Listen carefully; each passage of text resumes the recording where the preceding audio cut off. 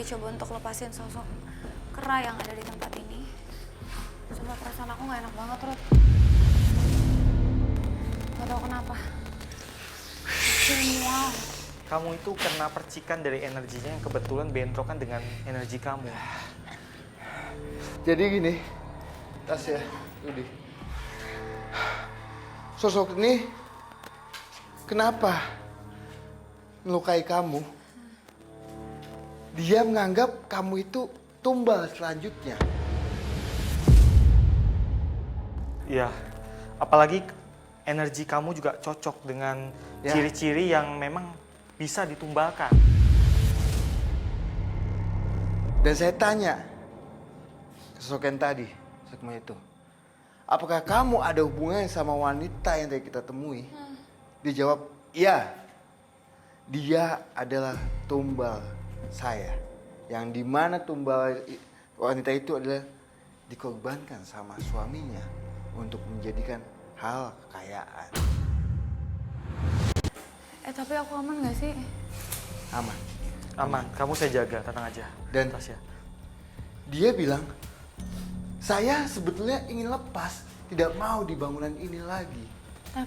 Tapi dia itu kayak diikat sama yang sosok laki-laki tua, yang dimana sosok laki-laki tua itu adalah yang memanfaatkan makhluk tadi itu, Tasya. Jangan-jangan sosok laki-laki tua yang tadi kita temui, Kak? Bukan.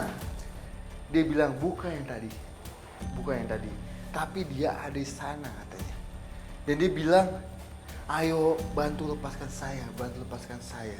Dan juga dia kayak ngasih sesuatu yang dimana visinya itu ada sosok laki-laki yang datang ke sini. Laki-laki yang datang ke sini menghilang dan pulang-pulang itu muncul bulu seperti monyet, Tasya. Kayak yang tadi aku ceritain. Ya, tapi di segi lain dia mengakui salah. Sosok ini mengakui salah bahwasannya adalah saya emang salah. Saya mau dimanfaatkan untuk menjadikan hal yang pesugihan. Tapi sosok laki-laki itu kenapa mendapatkan yang bahasanya adalah soal dia pulang dengan mempunyai bulu yang hitam karena perjanjian itu dibatalkan. Ada masalah di antara mereka. Jadi si laki-laki itu ingkar janji yang menyebabkan dia menanggung akibatnya, menanggung konsekuensinya. Dia dikutuk dan akhirnya dari sekujur tubuhnya itu muncul rambut yang lebat.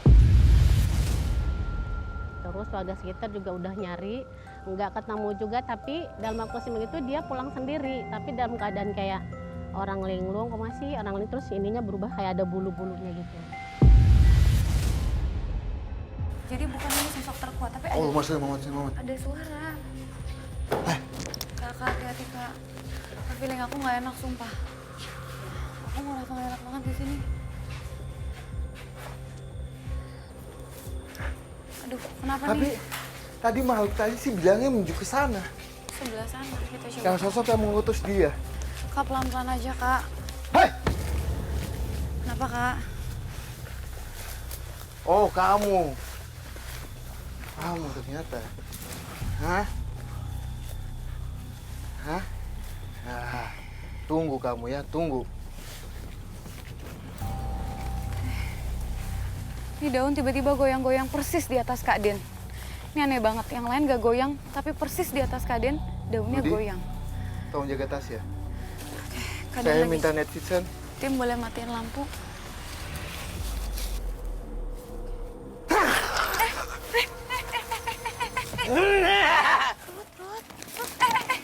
Hati-hati, Kak Den pegangin, takut kenapa-napa. Saus, hati-hati. Gelap, mau nyalain lampu nggak? Ini adalah sosok. Awas. Rut, tahan, Rut. Takut jatuh, Rut, au.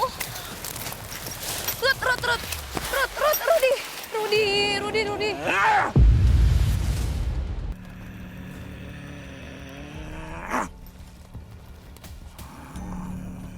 Rut, ini Kak Den kenapa, Rut? Ini yang ada di dalam pusakanya Raden. Awas. Cuma dia yang bisa menangkal dan mengalahkan si makhluk jahat itu. Ada yang pengen disampaikan? mulai. Ya, Jangan kena meneh. Mulai. Aku coba mendekat, aku nggak terlalu dengar suaranya.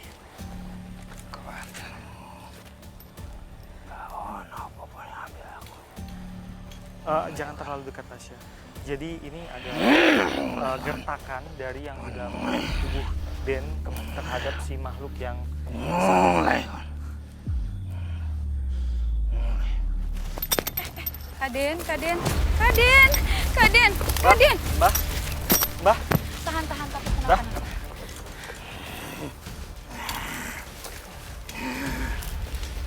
Di pusakaku.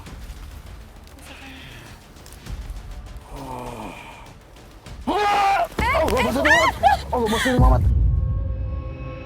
Astagfirullahaladzim. Astagfirullahaladzim. Bentar kaki. Tunggu. Ya.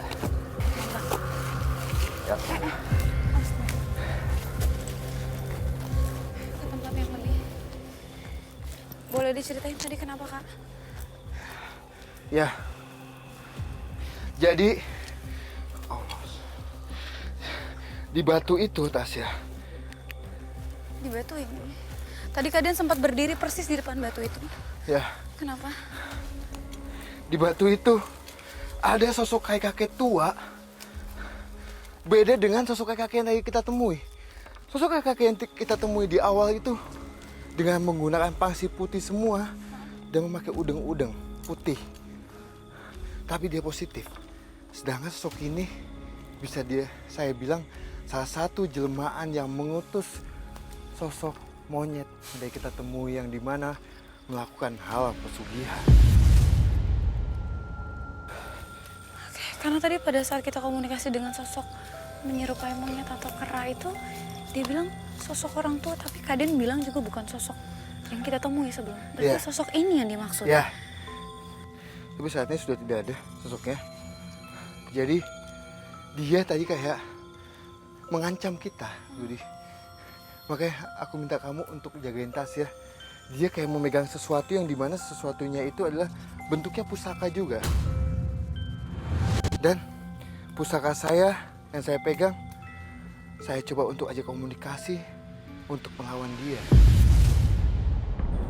Sosok kayak ini adalah sosok manusia, tapi menjelma menjadi kayak bisa menjelma seperti hewan ataupun apa gitu.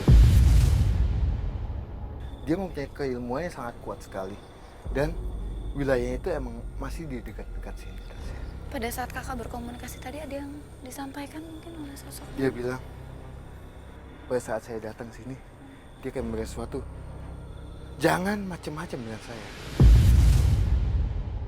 Makanya saya coba untuk minta night vision untuk melawan dia sih Tasya. Oke, aku masih penasaran antara hubungannya sosok ini dengan sosok yang di hutan itu, Kak. Iya, sosok ini adalah yang membuat manusia sempat menjadikan Kera itu ya? Iya.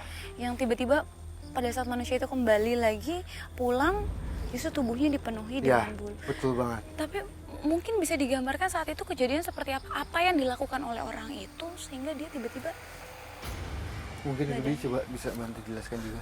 Jadi dia itu, si pelaku itu, awalnya dia sangat terobsesi ingin menjadi kaya. Akhirnya pelaku menemui makhluk ini, kemudian bernegosiasi dan mengadakan sebuah ritual. Dan akhirnya dia disuruh menyiapkan banyak hal termasuk tumbal manusia.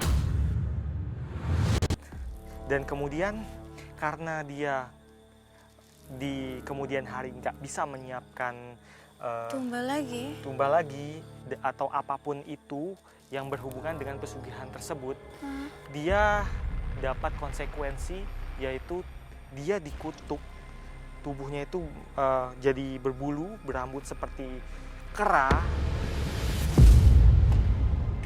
dan kemudian perlahan-lahan kewarasannya hilang. Oke, terus kalau fenomena yang tiba-tiba dia hilang baru muncul lagi? Itu diumpati.